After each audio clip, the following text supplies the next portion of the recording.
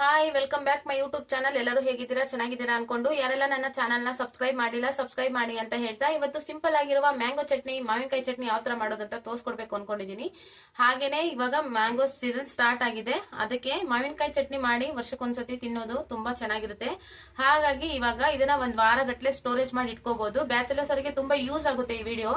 ಯಾಕಂದ್ರೆ ಅವ್ರು ಡ್ಯೂಟಿಗೆ ಹೋಗ್ಬೇಕಾದ್ರೆ ಪಟಾಪಟ್ ಅಂತ ಏನಾದ್ರು ಮಾಡ್ಬೇಕು ಅಂತ ಅನ್ಕೊಂಡಾಗ ಇದನ್ನ ಮಾಡ್ಕೊಂಡು ತಿನ್ಕೋಬಹುದು. ಯಾಕಂದ್ರೆ ಇದು ರೊಟ್ಟಿ ಜೊತೆ, ಅನ್ನ ಜೊತೆ, ಚಪಾತಿ ಜೊತೆ ಮತ್ತೆ ದೋಸೆ ಜೊತೆ ತುಂಬಾ ಚೆನ್ನಾಗಿರುತ್ತೆ.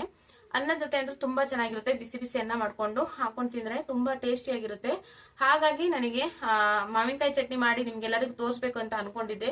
ಹಾಗಾಗಿ ಇವತ್ತು ಮಾವಿನಕಾಯಿ ಚಟ್ನಿ ಯಾವ ತರ ಮಾಡೋದು ಅಂತ ನೋಡೋಣ ಬನ್ನಿ. ನಾನು ಮಾವಿನಕಾಯಿ ಚಟ್ನಿಗೆ ಏನೆಲ್ಲ ತಗೊಂಡಿದ್ದೀನಿ ಅಂತ ತೋರಿಸ್ತೀನಿ ಬನ್ನಿ.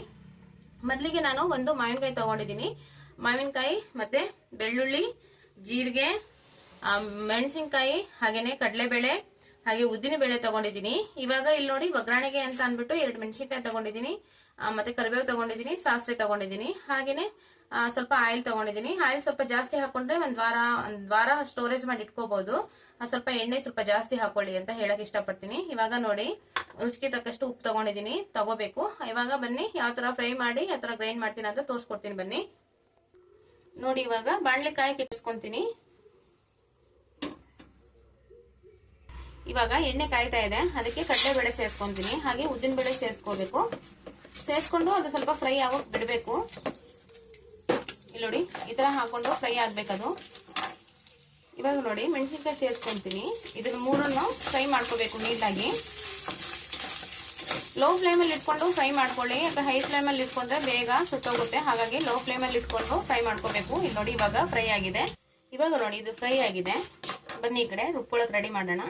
ಇವಾಗ ನೋಡಿ ಮಿಕ್ಸಿ ಜಾರ್ ತಗೊಂಡಿದ್ದೀನಿ, ಅದರಲ್ಲಿ ಜೀರಿಗೆ ಸೇರಿಸ್ಕೊಂತೀನಿ, ಹಾಗೆ ಬೆಳ್ಳುಳ್ಳಿ ಸೇರಿಸ್ಕೊಂತೀನಿ, ಹಾಗೆ ಮಾವಿನಕಾಯಿ ಕಟ್ ಮಾಡಿ ಇಟ್ಕೊಂಡಿದ್ದಲ್ಲ ಅದನ್ನು ಸೇರಿಸ್ಕೊಂತೀನಿ. ನೋಡಿ ಇವಾಗ ಸೇರಿಸ್ಕೋಬೇಕು. ಹಾಗೆ ರುಚಿಗೆ ತಕ್ಕಷ್ಟು ಉಪ್ಪು, ಸ್ವಲ್ಪ ಉಪ್ಪು ಕಮ್ಮಿ ನೋಡ್ಕೊಂಡು ಹಾಕೊಳ್ಳಿ, ಜಾಸ್ತಿ ಖಾರ ಇದು ಮಾಡ್ಕೊಳಕ್ ಹೋಗ್ಬೇಡಿ. ಹಾಗೇನೆ ಫ್ರೈ ಮಾಡಿ ಇಟ್ಕೊಂಡಿದ್ದಲ್ಲ ಇದರಲ್ಲಿ ಸೇರಿಸ್ಕೊಂತೀನಿ. ನೋಡಿ ಸ್ವಲ್ಪ ಆರಕ್ಕೆ ಬಿಡ್ಬೇಕಿದು ಒಂದು 10 ನಿಮಿಷ. ಯಾಕಂದ್ರೆ ಬಿಸಿ ಬಿಸಿ ಇದ್ರೆ ಮಿಕ್ಸಿ ಜಾರ್ ಹಾಳಾಗ್ಬಿಡುತ್ತೆ ಅಂತ ಅಷ್ಟೇ. ನೋಡಿ ಇದ್ರಲ್ಲಿ ಸೇರಿಸ್ಕೊಂಡಿದ್ದೀನಿ. ಇವಾಗ ರುಬ್ಕೊಂಡ್ ಬರ್ತೀನಿ ಬನ್ನಿ, ಪೇಸ್ಟ್ ಮಾಡ್ಕೊಂಡ್ ಬರ್ತೀನಿ.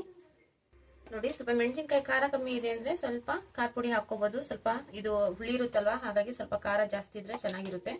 ಹಾಗಾಗಿ ಸ್ವಲ್ಪ ಖಾರ ಪುಡಿನ ಸೇರಿಸ್ಕೋಬಹುದು. ಇವಾಗ ನೋಡಿ ಸ್ವಲ್ಪ ನೀರು ಸೇರಿಸ್ಕೊಂಡು ರುಬ್ಕೊಂಬರೋಣ. ಇವಾಗ ನೋಡಿ ಪೇಸ್ಟ್ ಮಾಡಿ ಇಟ್ಕೊಂಡಿದ್ದೀನಿ. ಬನ್ನಿ ಇವಾಗ ಒಗ್ಗರಣೆ ಹಾಕೋಣ. ಇವಾಗ ನೋಡಿ ಎಣ್ಣೆ ಸೇರಿಸ್ಕೊಂಡಿದ್ದೀನಿ.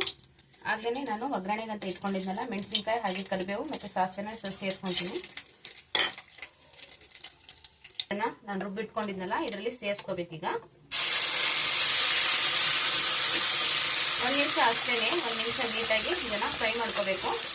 ಜಾಸ್ತಿ ಫ್ರೈ ಮಾಡಕ್ ಹೋಗ್ಬೇಡಿ, 1 ನಿಮಿಷ ಅಷ್ಟೇನೆ. ಸ್ವಲ್ಪ ಆಯಿಲ್ ಜಾಸ್ತಿ ಹಾಕೊಂಡ್ರೆ 1 ದಿನ 2 ದಿನ 3 ದಿನ ಸ್ಟೋರೇಜ್ ಮಾಡಿ ಇಟ್ಕೋಬಹುದು. ಪ್ರೆಗ್ನೆಂಟ್ ಇರೋರು ಮಾಡ್ಕೊಂಡು ತಿಂದ್ರೆ ತುಂಬಾ ಚೆನ್ನಾಗಿರುತ್ತೆ. ಇವಾಗ ಸೂಪರ್ ಆಗಿರುತ್ತೆ, ತುಂಬಾ ಟೇಸ್ಟ್ ಆಗಿರುತ್ತೆ. ಒಮ್ಮೆ ಮನೇಲಿ ಟ್ರೈ ಮಾಡಿ ಅಂತ ಹೇಳಕ್ ಇಷ್ಟಪಡ್ತೀನಿ ನಾನು. ನೋಡಿ 1 ನಿಮಿಷ ಈ ತರ ಮಾಡ್ಕೊಂಡು ಆಫ್ ಮಾಡ್ಬಿಡ್ಬೇಕು. ಜಾಸ್ತಿ ಹೊತ್ತು ಮಾಡ್ಕೊಳಕ್ ಹೋಗ್ಬೇಡಿ, ತುಂಬಾ ಟೇಸ್ಟ್ ಆಗಿರುತ್ತೆ. ಮನೇಲಿ ಟ್ರೈ ಮಾಡಿ ಅಂತ ಹೇಳಕ್ ಇಷ್ಟಪಡ್ತೀನಿ. ಇವಾಗ ಬೌಲಲ್ಲಿ ಹಾಕಿ ಸರ್ವ್ ಮಾಡಿ ತೋರಿಸ್ತೀನಿ. ತುಂಬಾ ಚೆನ್ನಾಗಿರುತ್ತೆ ರೊಟ್ಟಿ ಜೊತೆ, ಚಪಾತಿ ಜೊತೆ, ಮತ್ತೆ ಬಿಸಿ ಬಿಸಿ ಅನ್ನದ ಜೊತೆ.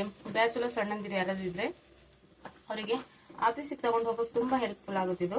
ಒಮ್ಮೆ ಮನೇಲಿ ಟ್ರೈ ಮಾಡಿ ಅಂತ ಹೇಳ್ತಾ ಬನ್ನಿ ಇವಾಗ ಬಟ್ಲೆ ಸರ್ವ್ ಮಾಡ್ಕೊಂಡು ತೋರಿಸ್ತೀನಿ ಯಾವ ತರ ಬಂದಿದೆ ಅಂತ.